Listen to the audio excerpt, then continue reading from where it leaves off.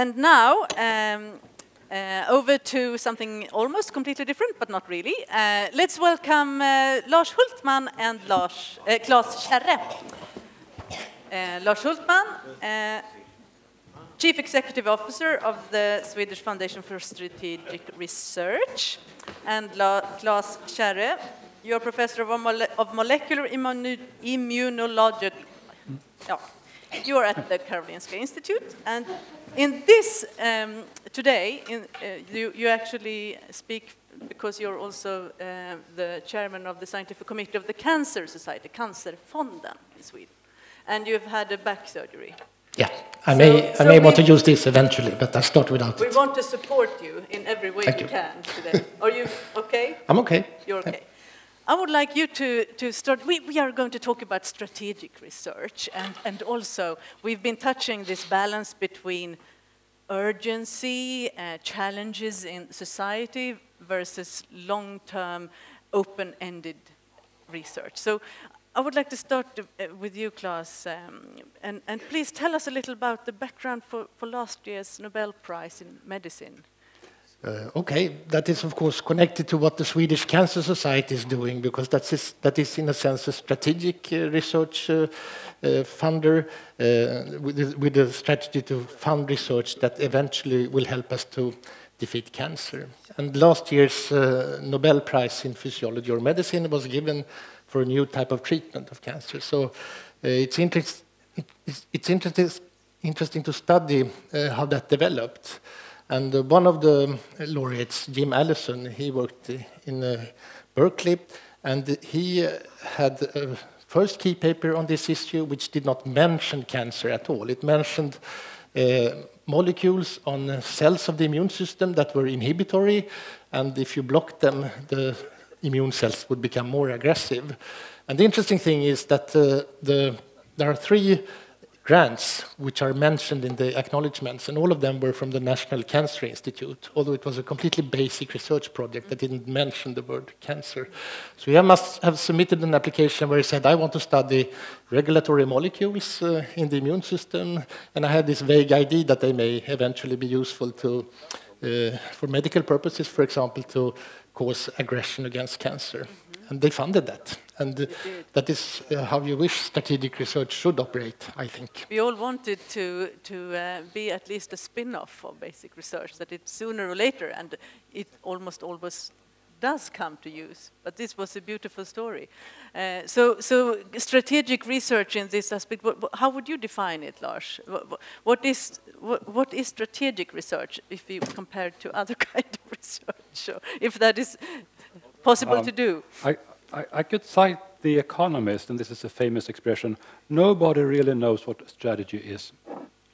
Sorry, nobody really knows what strategy is. What a strategy is, yes. Okay. Mm-hmm. And the Field Marshal Helmut von Moltke, here we have a Danish and a Prussian-German connection, no strategy survives first contact with the enemy. Mm-hmm. It's like a so filter. we find it more easily, actually, and also we get help, fortunately, from our statutes. We're a foundation, and the founding fathers and mothers 25 years ago, as it were, they defined strategic research as excellence in science that makes an impact in society, or impact for society. So I would tell the applicants, the researchers that submit proposals to us, that look at 2 buttons, and you should press both at the same time for money to flow out our pockets. So it's impact on one, and it's excellence of science, and we can actually we can afford to have that attitude in our funding scheme, actually, because we are 2% of the system, which means that we are large enough to possibly make a difference, but we are not so large that we have to take a responsibility for the whole system in terms of education and the many types of science that should be conducted. That is also quite similar to how you look upon it? Yes, and I think you probably agree with me, Lars, to say that strategic research defined in this way does not exclude curiosity-driven research, right? It actually is inclusive, right? It actually asks for that, because you need to have some non-biased curiosity-driven research in a field which you guess will be important for practical application in the future, but you cannot be certain. And that's the difficult thing here. How do you identify that type of research?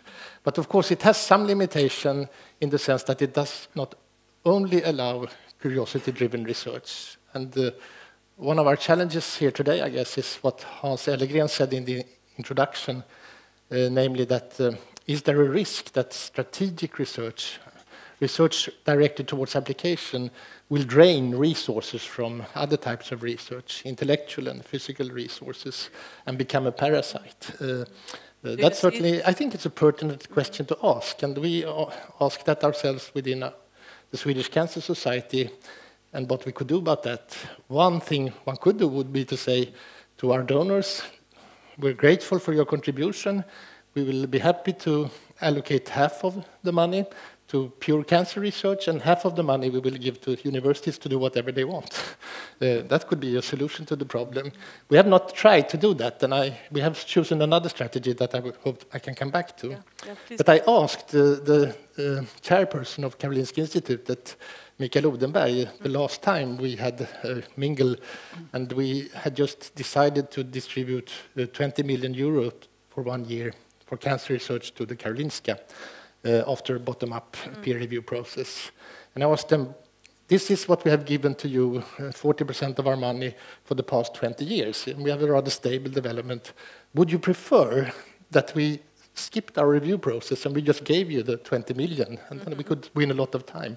And he said no, interestingly. And you can ask why, but he said no. Lars? Strategic research will also be connected with the context. It could be that you need to create a graduate school because you need more competence in that area, and it has, for different reasons, been neglected. It could also mean targeted basic research, which is a top-down approach. Once we apply that, we receive proposals, which then turns this hourglass upside down, so it becomes bottom-up. Once we distribute the money, we give the researchers complete freedom. Now, many of the societal problems are not really solvable in one academic discipline. No. So part of our view on strategic research is to promote interdisciplinary, multidisciplinary, or convergent type research, which means that our projects will grow in size so that they will include 3-4 PIs coming from different disciplines, not necessarily co-localized. So that is a strategy. And it becomes a strategy, as we realize in the system, because universities are not per se looking to distribute money or problems between themselves. So we are, in that sense, an agent for change. We combat lock-ins in the system. And you feel certainly a role there. And I was also thinking, Klas, when we spoke earlier, you had an interesting take on this when the applicants don't really do what they have said that they should, and how flexible you can be there as a money bank. Yeah, so we actually have 5 commandments for our research strategy, which we try to follow and uphold. And the 5th one, I can start with that one, then relates to that. And I will sound almost like an echo of Göran Sandberg here. It's okay. The 5th commandment is that we fiercely resist any attempt to closely monitor what the researchers are doing with the money during the grant period. We have laymen in our board of directors and in our basic organization who are economists and auditors, revisorer, and they want to know how can you be sure that the researchers do what they said in the project grant? They are very worried about that. And we try to tell them repeatedly, if they choose to do something else, that will be on for very good reasons. And we think that if a researcher has such a reason, then it's her or his right and privilege, but also duty to do that other thing. Because maybe your hypothesis turned out to be wrong, or maybe it was right, but somebody else scooped you, or maybe you stumbled on a surprising finding that is much more interesting. So you should take that direction. That is what you science should give is them all about. You should give them freedom. And if all the researchers follow exactly the project plan, then you are not supporting research, or you are not supporting groundbreaking research. Exactly. Yeah. Commandment do you want number to 5. comment on that one before you take your other 4 points? Lars is so right here. You can continue with your 1 to 4 advice. I take them rapidly. Yeah, why don't you do that? The first one is that we do not apply priority strategies below the general level cancer. So we don't say, for example, we allocate so much money to lung cancer because that's the most deadly cancer in Sweden, and so much to pancreas cancer, that's also very deadly cancer. We let all the applications compete with respect to quality, regardless of which type of cancer, which type of research. It's multidisciplinary, it's psychosocial research, it's molecular biology, structural biochemistry, health economics, medicine, whatever. Quality is the essential word here. We are very generous when we define cancer relevance. In order to get the grant, you must be strategically relevant for cancer research. So the study section in the beginning, when they discuss each grant, they have to say yes or no, cancer relevant or not. But this is a binary scale, and it does not at all influence the quality assessment. Which is a 5-point scale, completely independent. But may I just, excuse me, Allison there, who received the Nobel Prize, he had not been one of your... I asked that myself. Yeah? So we have actually one Nobel laureate on our merit list, Thomas Lindahl, who we can come back to. Yeah. He got funding for a very basic research project. But the consequence of this rule is that it's not allowed to say, well, this is a reasonable project, but it's very high risk, very basic science. We had a long discussion before we decided that it was cancer relevant. Therefore, we should give it slightly less money and have it lower on the list. Then I intervene immediately. I sit in on all the panels. I agree very much again with Göran. You have to be on top of your review panels. And I say, no. If you have decided that it's cancer relevant, now you can only go by quality. Okay, so you cannot give half-hearted support to half-hearted cancer research. Not a good idea. And then we support for 3 years, usually, and we are generous in renewing the support for an additional 3 years.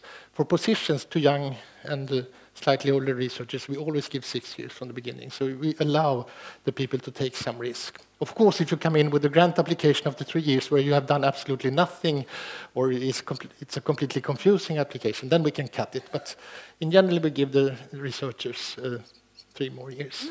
So with those principles, we try to maintain quality as an essential component of the assessment process. It's always bottom-up. Only 3% of our means go to top-down, like graduate schools and things like that. Lars, I know that you have a sort of 1/3, 1/3, 1/3 strategy.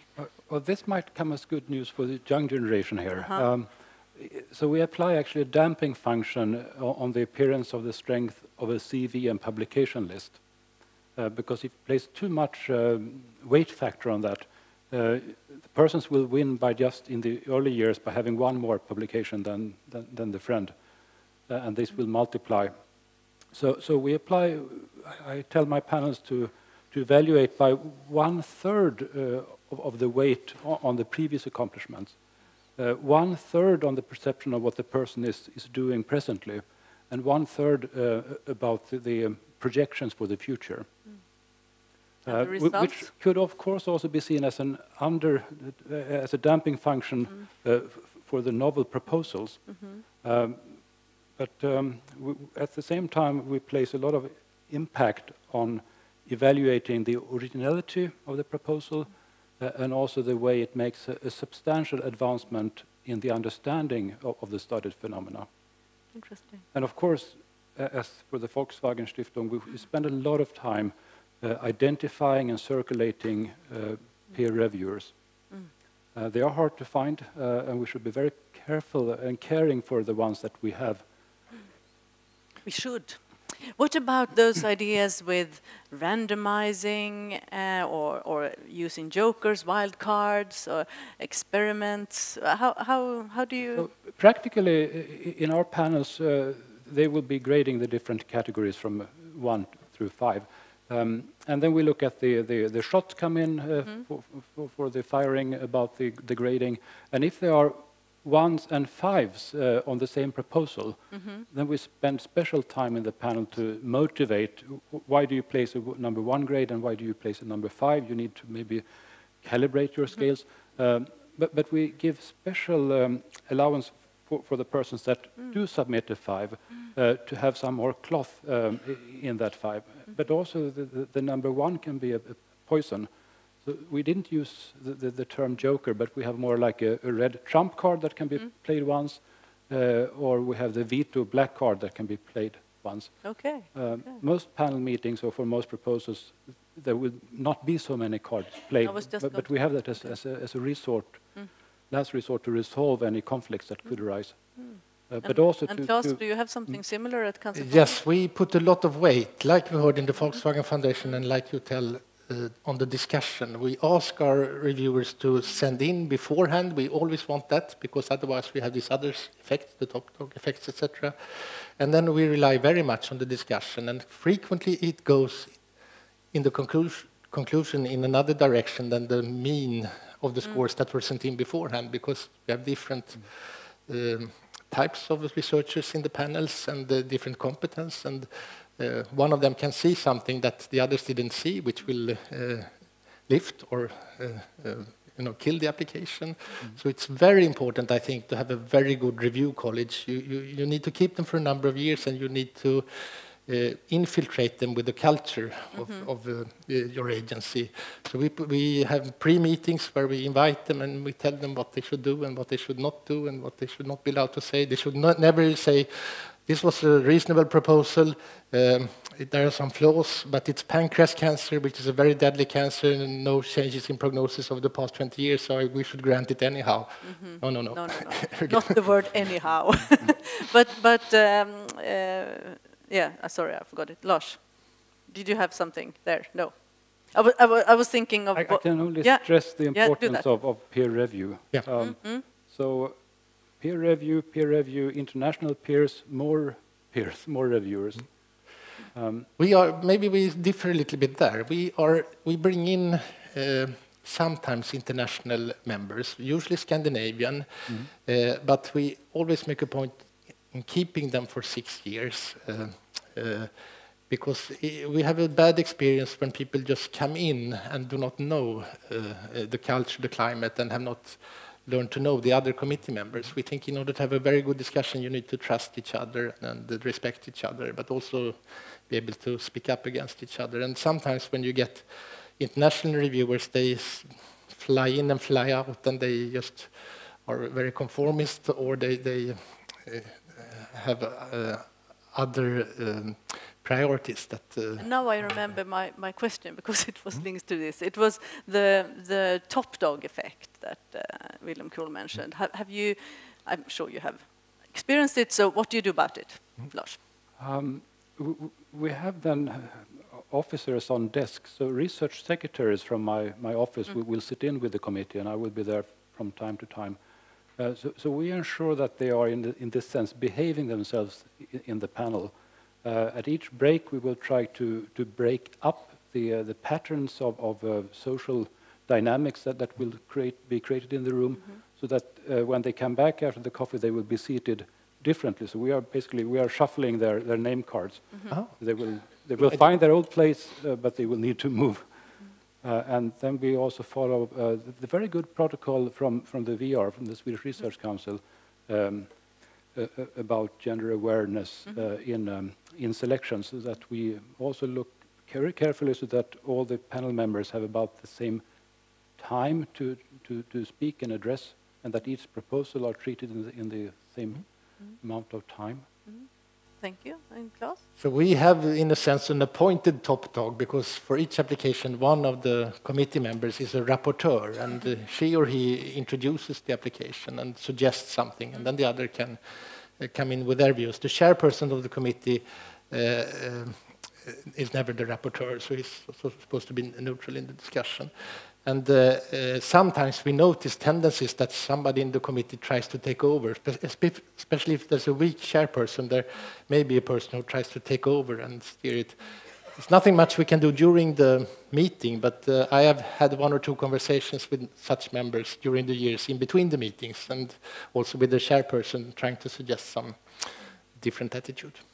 Well, that's really good. Now when we are wrapping up, would you like to just summarize how you think we can be better at asserting high quality in this system from your respective points of view, Lars? What is the most important we can do? It's easy to find the top proposals that will eventually get funded. It's also easier to remove the ones and twos. So the trouble will be to spend most time between the 3s and the 4s. Mm-hmm. Thank you. And then to allow time for the review process. It was mentioned that one can have pre-meetings, one can actually have a dual process. One can have one panel for the science and one panel for the relevance, where you invite industrialists and medical doctors. You can have interview panels. So one really has to use the review instrument according to the type of call. Mm-hmm. And because we are a strategic funding agency, we will have a variety of different type of calls. Of course. Mm. To each situation. Mm-hmm. Klas? I say that the most important thing is that you stress the word quality and you keep it independent from the strategic or relevance aspect. Mm-hmm. And then I would say that when it comes to defining quality, we haven't discussed that so much today, really. What is exactly quality? I'm not sure whether all of us agree on that. I would say that quality has always one basic criteria, and that is that there are some aims expressed and that there are methods described in a transparent way which convinces the committee that you can answer these aims. Mm-hmm. But then you can have more or less original aims, more or less distinct aims, more or less ambitious aims, and all of those can work depending on how state-of-the-art or innovative the methods are. So there is a sort of balance between different things. For example, I would imagine that Jim Allison, where we started now, the Nobel laureate, he had a rather vague aim. He wanted to study regulatory molecules in the immune system. But because he had such a track record and good methods in identifying new molecules, he had identified several before, the study section believed in him and considered this high quality. And that was a good judgment. That was a good judgment. Thank you both for this very interesting discussion. Thank you very much. Thank you.